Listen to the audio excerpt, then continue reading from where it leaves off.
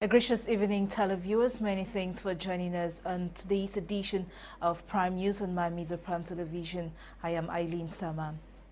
The Prime Minister and Head of Government, Chief Dr. Joseph Diongute, has instructed the Minister in charge of the energy portfolio to implement measures authorized by the President of the Republic regarding the fuel crisis.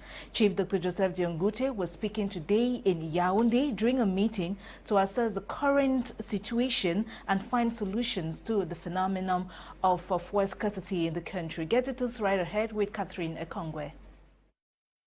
Measures geared at ensuring a stable supply of petroleum products in the local market have been brainstormed upon by the government. The Prime Minister, Head of Government, Joseph Diongute, on July 21, 2022, chaired an interministerial meeting aimed at finding lasting solutions which will be submitted to the President of the Republic.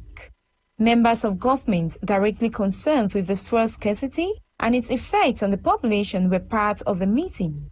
As the Minister of Water and Energy Resource, Gaston Elundu Esomba assured the public that government has taken measures to address the problematic supply of fuel weakness by the market in the last 2 weeks. Head of State give instruction to mobilize fund, and the Minister of Finance start to pay the first amount, and you are starting to receive product here in Yaoundé. So you are sure that in the next 72 hours, Yaoundé, all the station will receive enough product to supply the population. The members of government, on the other hand, examined the progress made in simulating the possible increase of the prices of fuel. It's too early to say anything about it. The government is working on it, taking into account, all the aspects. Social aspect, of course, is very important. I think that is a priority, but also naturally economical issues. The Prime Minister, Head of Government, Joseph Diongute, called on the members of government to follow up the strict implementation of the measures authorized by the President of the Republic. Now, over in the west region of Cameroon, in response to the curbing price hikes in that part of the country, the Delegate of Trade, alongside other authorities, have organized the promotional sale of goods in a bid to enable denizens buy at normal rates. Get details in the following report with Darling Gonde. Sugar at 750 francs. For some time now, the prices of basic commodities in Cameroon have been moving from glory to glory, that is to say, increasing on a daily. And to this effect, the Ministry of Trade is doing everything possible together with the Consumers Trade Union in ensuring a hitch-free purchase power amongst consumers. Ladies and gentlemen, just a reminder. In the West region, particularly Bambatus and Buda, this is what stakeholders have been up to in a bid to curb the hikes. Now, we want to put these products at the disposal of the population of Bambatus and Buda in particular, because of the high prices we are witnessing in our country and in Buda, Bambatus in particular. So we have organized this to put these products at the disposal of our population so that they can consume the best of the product at a very good price, the best quantity and the best quality. Meantime, the operation is geared towards fighting against an expensive life, as a Frenchman will say, lutte contre la vie chère dans le Bambatus. We want that they should enjoy this product because the Ministry of Trade is equally fighting seriously against these high prices, and we are out to make sure that these prices are respected, and in the course of respecting these prices, we bring the goods closer to the population. That's why, in partnership with companies around Bambatus division, we now call them to come and expose this product at the disposal of the population to buy at a very moderate price. Of course, a beautiful initiative to carry on promotional sales at a time when even portable drinking water stands the risk of price hikes. The question with no answer is, for how long will this continue, as the common man is desperate for a more appropriate response. 1,000 francs. Cameroon's Minister of Secondary Education, Pauline Alova-Lyonga, has signed 4 agreements with the Chantal Biya Reference Center in the prevention of HIV and AIDS infection, especially on secondary school girls and their teachers. Get details in the following report with Colette Loom. The Minister of Secondary Education has signed 4 management agreements under the terms of the resulting agreement, the subject of a solemn ceremony which has taken place in Yaoundé. The Minister, together with Helen Keller, the International Effective Basic Education, will support the Ministry of Secondary Education, among other things, in the prevention of HIV infection, healthcare in the eye domain, the fight against obesity, the health of young girls, the ownership of campuses, and therefore the protection of the school environment. The Minister of Secondary Education, in the presence of her colleagues Pauline Irene Guéné, the Minister of Social Affairs, has signed 4 partnership agreements with private organizations in the company of the Secretary of State of the Ministry of Secondary Education, Boniface Bayola. Professor Nalova Liunga intends through the said agreements to frame the commitment of the ministerial department for which she is responsible in terms of health, hygiene and protection of the environment within the educational establishment within its jurisdiction in Cameroon. From the explanatory statement delivered in turn during the ceremony, for which the distance education center served as a framework, it is noted that the Shantabia International Reference Center will deploy its strategy called social vaccine in the sense of the prevention of HIV infection towards teachers and students by disseminating the right information to them. Helen Keller, the representative of the Shantabia Foundation, in turn offers 3 support components, namely the eye care, the fight against malnutrition, especially obesity, including deworming. Effective basic education intends to provide precise data that the Ministry of Secondary Education needs to make decisions. The Divisional Officer of Yaoundé 1 has held a meeting with traditional authorities during which they discussed on how to step up the security of people and their properties in that part of the nation's capital. The use of vigilante groups to curb or counteract the phenomenon of the detonation of locally made explosives came under review. Nicole Tako has more. The Divisional Officer of Yaoundé 1 Subdivision, Aruna Nyanji, held a meeting with traditional chiefs on Wednesday, 20th of July 2022, under the instruction of the Mfundi Senior Divisional Officer, Emmanuel Mariel.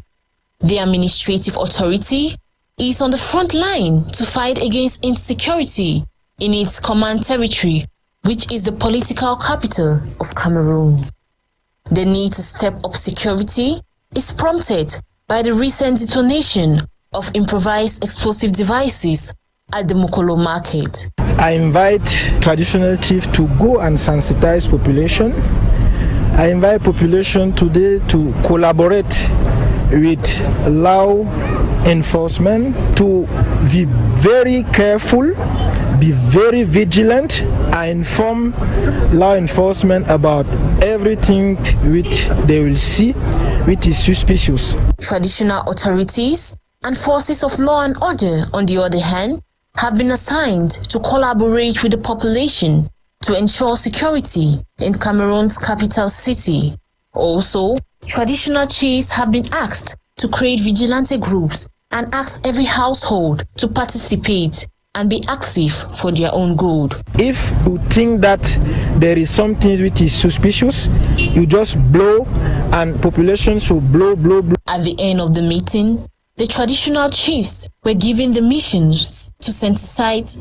At the end of the meeting, the traditional chiefs were given the mission to sensitize the population, and associated with the accomplishment of this task are religious and market leaders.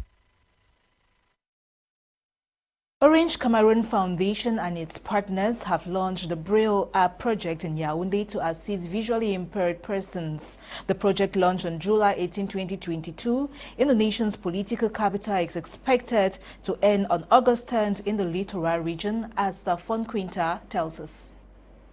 The Braille Wrap project, launched by Orange Cameroon Foundation, is in a bid to ease the burden of persons living with disability, an initiative which falls in line with the organization's vision and mission. Il était donc tout à fait normal que la Fondation Orange accompagne. It is but normal for Orange Foundation to accompany associations that have been implementing this project. It permits us to achieve two missions of the foundation, which are digital inclusion and social inclusion of persons living with disability. It is once again a demonstration of the use of new technology to push for this social cause. The foundation is proud to accompany associations, putting it in the spotlight. Les associations et Fab Lab français ainsi que les associations camerounaises qui ont œuvré pour la mise en œuvre de ce projet. Considering the numerous challenges faced by persons living with disability, Orange Cameroon Foundation and its partners have been working tirelessly to facilitate access to academic and professional opportunities via the Braille Rap project. Il s'agit de produire des documents braille à travers. This is about printing Braille text and documents using the Braille printer in order to facilitate access to academic and professional life by using fingertips to read all what will be printed in Braille by the Braille Rap. Imprimé en braille par la Braille Rap. With thousands of Cameroonians suffering from visual impairment, Orange Cameroon and its partners thought it wise to put at the disposal of these persons necessary skills to help them fabricate Braille machines. Fab Lab créé par la Fondation Orange Cameroun avec ses partenaires. Fab Lab, created by Orange Cameroon Foundation and its partners, will be at the disposal of all the trainees. They will be capable not only to produce exchange tools using Braille, but in the long run, with some experience, come up with new prototypes and fabricate their own Braille machines. Pièces des machines, des imprimantes Braille. Also present was a representative of the Minister of Social Affairs, who affirms government's continuous support to accompany non-governmental organizations working towards reducing the prevalence of blindness. It is normal for the government to accompany NGOs who are working towards achieving such success. Cet accompagnement, cette réussite. Launched in Yaoundé, Cameroon's political capital, 3 other regions, the West, Littoral and East regions, will also benefit from the Braille Rap project.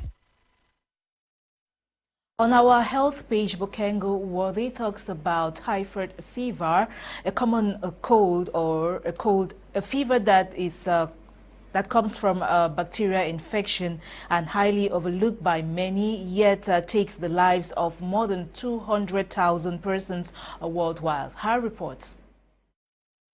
Typhoid fever is a life-threatening health condition that is borne by contaminated food, poor hygiene, amongst others. Typhoid fever is caused by the bacteria Salmonella typhi and is gotten via the fecal-oral route, which is mainly through the ingestion of contaminated foods or water. Caused by a bacteria called Salmonella typhi, some signs and symptoms regarding typhoid fever to not ignore include: signs and symptoms of the disease include headache, diarrhea or constipation, fevers which normally begin slowly and aggravate with time or increase with time and may reach up to 40 degrees Celsius. We might reach temperatures up to 40 degrees Celsius. What noting is the fact that the disease is highly preventable. Typhoid fever is a serious medical condition. Though it is not common in developed countries, it is common in developing countries because of living standards. Thus, it is important to maintain proper hygiene, as infection from typhoid fever might lead to complications. Complications in typhoid fever include intestinal bleeding, and typhoid fever might also lead to death. Prevention is mainly through maintaining proper hygienic measures.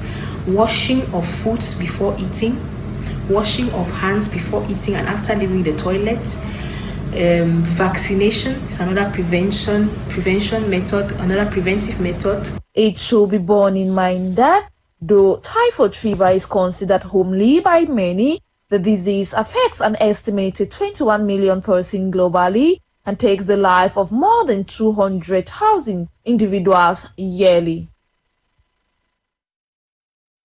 Now let's talk sports. The Minister of Youth and Civic Education, Monona Futso, was in Limbe last Wednesday, July 20, 2022, to launch the fresh edition of the Limbe City Council Interquarter Football Tournament and Drug-Free Holidays. The tournament, which will be played in both men's and women's categories, seeks to keep the youth busy while expressing their football talents during the holiday period. Joy Ngong has more. Youths of Limbe last Wednesday, July 20, gathered to launch the fresh edition of a holiday sports program titled the Limbe City Interquarters Football Tournament. Presiding over the launching ceremony, the Minister of Youth and Civic Education said the program is in line with that launched by his ministry a few days earlier under the theme, the fight against drug abuse and the consumption of illicit substances. Minister Monona Futso called upon the youth of Limbe to take advantage of the various opportunities that the government and the local authorities are offering them. He has put his confidence in you. It is a proof of his strong will to participate the young people to decision making. And you, youth of Limbe, give him support because his success is your success. This fresh edition of the holiday tournament, as explained by the chairman of the organizing committee, Mr. Ngoyo Leon, will see the participation of over 33 teams in both the women and men categories. The teams are drawn from the Limbe 1, 2 and 3 subdivisions. The Lord Mayor of the Limbe City Council, Paul Efomengale, assures the sports-loving population of Limbe of a great spectacle during the one-month-long tournament. The principal goal of this tournament is to positively occupy the youth over the long vacation and offer them a platform to express the football talent which can attract football clubs at home and abroad. Joy Ngong reporting there. The world's governing football body, FIFA, has instructed Cameroon Football Federation, FECAFOOT, to pay the sum of over £1 billion to former Indomitable Lions coach Antonio Conceição. Cynthia Azanyo analyzed this phenomenon and took a reaction from a football lover and now files in the following report. According to a recent release by FIFA's tribunal, FECAFOOT is expected to pay the sum of €1,352,250 as net compensation for the breach of contract without just cause, $213,750 as outstanding remuneration, and $37,500 as net outstanding bonus payments, an amount which corresponds to over 1 billion francs CFA. FECAFOOT is expected to make the complete payments before 45 days. According to a note, failure to do so, the respondent shall be imposed with a restriction on receiving a percentage of development funding up until the due amounts are paid. According to some Cameroonian football lovers, FECAFOOT is in position to pay Antonio Conceição for the breach of contract. We have to look at the issue of FECAFOOT. They have to really pay Conceição's money because when you look at the way the contract was being terminated out there on February 28, 2022, it was somehow unfortunate for Conceição, haven't led Cameroon to the playoffs in the World Cup and haven't led Cameroon to dead in the just ended AFCON. So I think we have to pay him his money because he still had 1 year contract still left in his current contract with Cameroon. And so with the signature of FECAFOOT being at the level of the contract basis, though we are saying 1.7 million euros, which they have to pay it, and we saw this is not the first time we are paying such monies. We paid it during the reign of Fokafinke, we paid it during the reign of Hugo Bruce, Clarence Seedorf and Patrick Kluivert. So I think we have to pay Conceição. It should be recalled that Antonio Conceição was sacked by Samuel Eto'o, president of FECAFOOT, in the month of February, immediately after the host of the 2021 African Cup of Nations. Welcome back. Senegal's Sadio Mane has made history once more at the 2022 CAF Awards in Rabat, Morocco yesterday, Thursday, July 21. He is the 10th player to win the African Footballer of the Year award, while Asisat Oshoala of Nigeria claimed the trophy in the women's category, being her fifth title. Get details in the following report. The 2022 Confederation of African Football CAF Awards took place in Rabat, capital city of Morocco, in style and splendor, officiated by CAF President Patrice Motsepe, who appreciated the new phase African football has taken in recent times while expressing his gratitude to the Moroccan leader, King Mohammed II, the people of Morocco, and the CAF ESCO for organizing such a grandiose ceremony to celebrate African football and showcase the distinguished male and female footballers. The powerhouse of African football also used the opportunity to applaud the 5 African nations representing the continent at the 2022 World Cup Qatar.